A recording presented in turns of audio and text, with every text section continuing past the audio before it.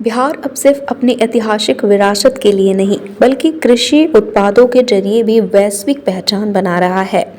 खासकर मखाना, जो अब ब्रांड बिहार बन चुका है। वित्तीय वर्ष 2025-26 में बिहार का मखाना देश से लेकर विदेश तक अपनी खास पहचान बना चुका है। सरकारी योजनाओं और निर्यात पहलों से इसे अंतर्राष्ट्रीय बाजार तक पहुंचा दिया है। बिहार का मखाना अब अंतर्राष्ट्रीय ब्रांड बनता जा रहा है।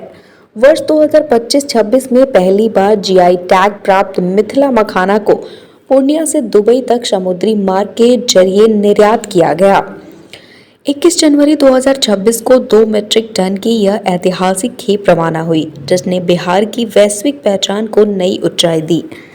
यह उपलब्धि वाणिज्य एवं उद्योग मंत्रालय, बिहार सरकार और एपीडा के सहयोग से संभव हो पाई।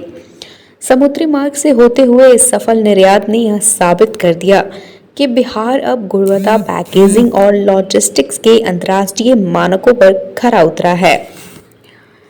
सरकारी योजनाओं का असर अब साफ दिखाई दे रहा है। मखाना विकास योजना और मुख्यमंत्री बागवानी मिशन के तहत किसानों की आय में बढ़ोतरी हुई है और ग्रामीण अर्थव्यवस्था को नई रफ्तार मिली है।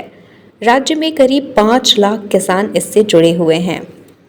बिहार देश का करीब 85% मखाना उत्पादन करता है।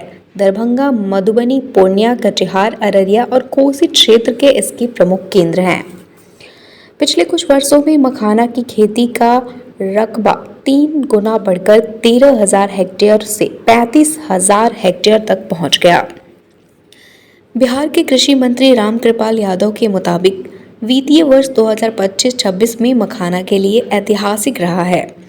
जीआई टैग प्राप्त मिथिला मखाना का दुबई निर्यात राज्य की बड़ी उपलब्धि है, जिससे किसानों को वैश्विक बाजार मिला है।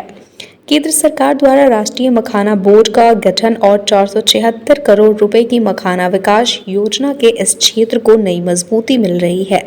इससे अनुसंधान, बेहतर बीज प्रोसेसिंग, ब्रांडिंग और निर्यात को बढ़ावा दिया जा रहा है।